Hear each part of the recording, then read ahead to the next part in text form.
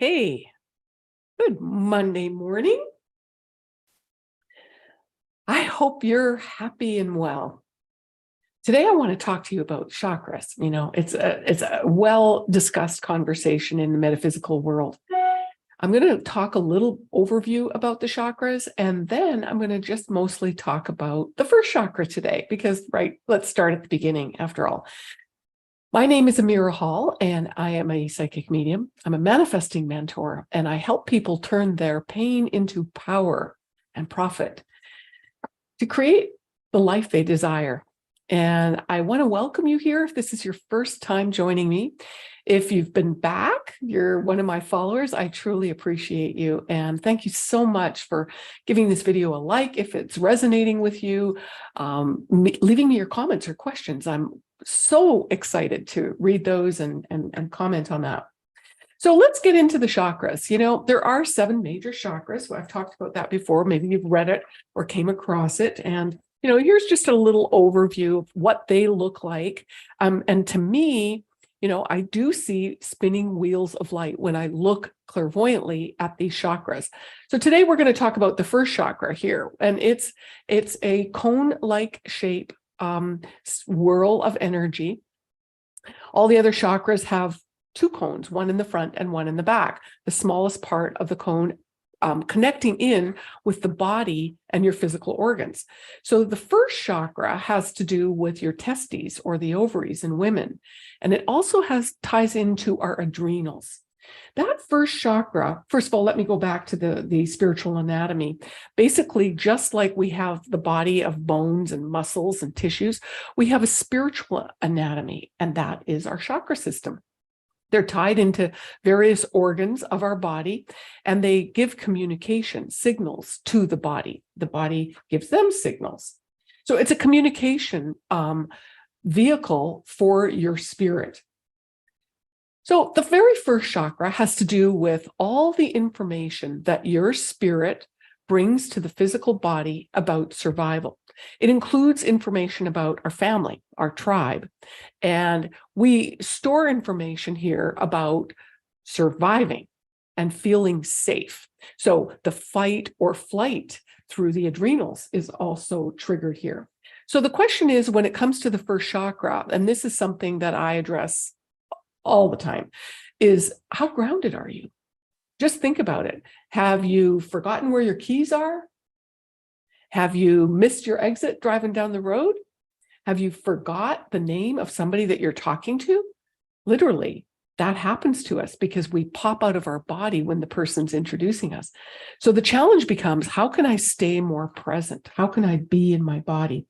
So as I mentioned, the first chakra is located at the base of our spine for men, and for women, it's located in a place just between the ovaries. And even if you've had those parts removed, it's still an energetic center that's plugged in. So this first chakra is important because it overrides all the other chakras. Its main purpose is to keep you surviving, make you feel safe. As a baby, we've got this amazing communication system. So parents learn that when their baby cries, they understand the difference between the cries. There's a I'm hungry cry. There's a my diaper's wet or dirty, and that's another cry. Or there's another cry, I'm needing a hug, or I want to be cuddled, or I'm a tired cry. But as we get older, we don't have those same cries, do we? The question becomes, what is it that my body needs? What is it my body's trying to tell me that I need? And sometimes we just get so busy with the mental aspect that we override what the physical body is asking for or demanding.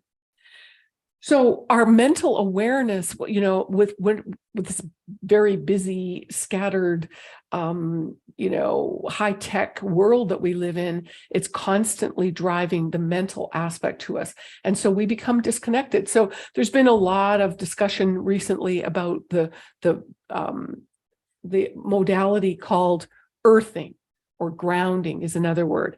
I don't think we have to go out in the grass with bare feet to get grounded. I think that it starts with here and now. And so it's great if you can go out in the grass. and or be out in nature. So if you find yourself going on a walk, I love going for my walk every day. That's a way I get grounded, and it also helps me to just let go of all the noise or all the mental chatter, right? Another way we can get grounded is with exercising. That helps the physical body just release the energy. Maybe some people are grounded reading a book. Well, actually, that's a little more mental, but you are slowing the body down, so it can be healing. A bubble bath or food. A lot of us get grounded through our food.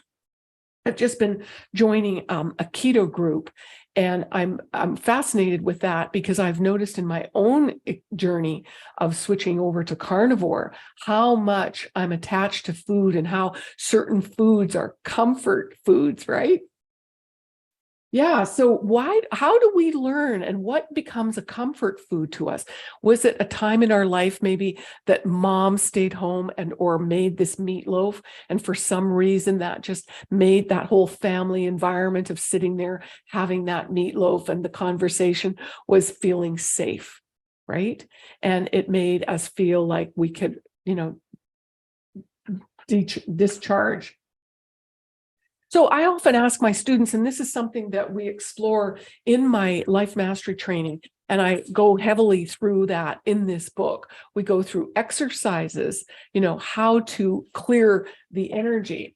Again, it's easier said than done because it's an experience. But when we go into the experience of asking ourselves, what makes us feel safe? How do I do it? Each of us is a little bit different. Some people, as I said, exercise, and then other people use sex. And that can actually, sort of take off the tension, right? It takes off the edge. And other people use other people. So how would that happen? Well, let's say you're somebody that just needs to be around somebody. You need to have somebody in your environment. I noticed with a friend whose father was leaving this world, dying. He was grounding through my friend, her grounding. In other words, he was feeling safe because she was around. And so that's something that we learn when we start to learn to manage our energy, how to reclaim our energy from that person that's debilitated, or from somebody in your life. It could be your partner. It could be that you're somebody that because you're around, their business thrives, right? And just because you're there, the wingman, so to speak, they do great. Well, that's an example of how they're grounding through you. And that is not what we should be doing, right? We need to all be learning our own grounding system and rely on that. And that's why we want to develop and clear our chakra system so that we have that sense of completeness and balance and being grounded. Yeah. I remember looking at a client who was trying to write a book, but the interesting thing was there was energy from her family of what felt safe. Like, you can't tell people about what we're doing in our family. It's private.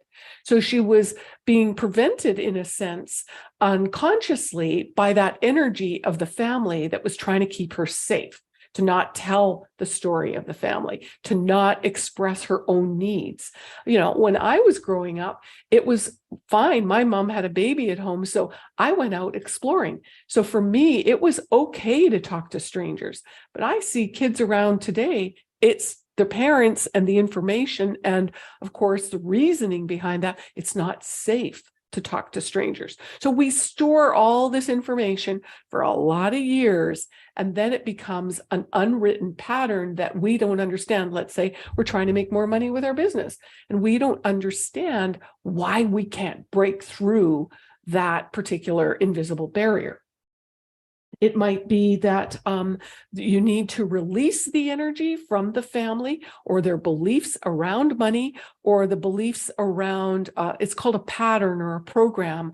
Let's say, well, we just work for a living. We don't create our own jobs. And that energy is that pattern that keeps you stuck. And that's an energy that translates to, I feel safe, because that information unknowingly is still running through your system. So I hope that was helpful to you. If you like this, go ahead and give it a thumbs up. It really helps me. It helps YouTube share the positive vibes, and I appreciate that. And if you like it even more, leave me your questions. If you've got questions about what you may think is your first chakra resistance, or maybe something that's stuck that's keeping you in a zone of feeling safe, and fearful of not exploring bigger parts of yourself and what you're capable of. I truly appreciate it. And don't forget to hit the bell if you'd like to hear more. I'll be back here tomorrow, every day, weekday, 11 a.m. Eastern. So I'll look forward to seeing you tomorrow. I'll be talking about the second chakra. So that's an interesting one. So I'll see you back. And don't forget to check the description, because I've got some links for some great freebies for you to check out. All right. All the best to you, and shine bright.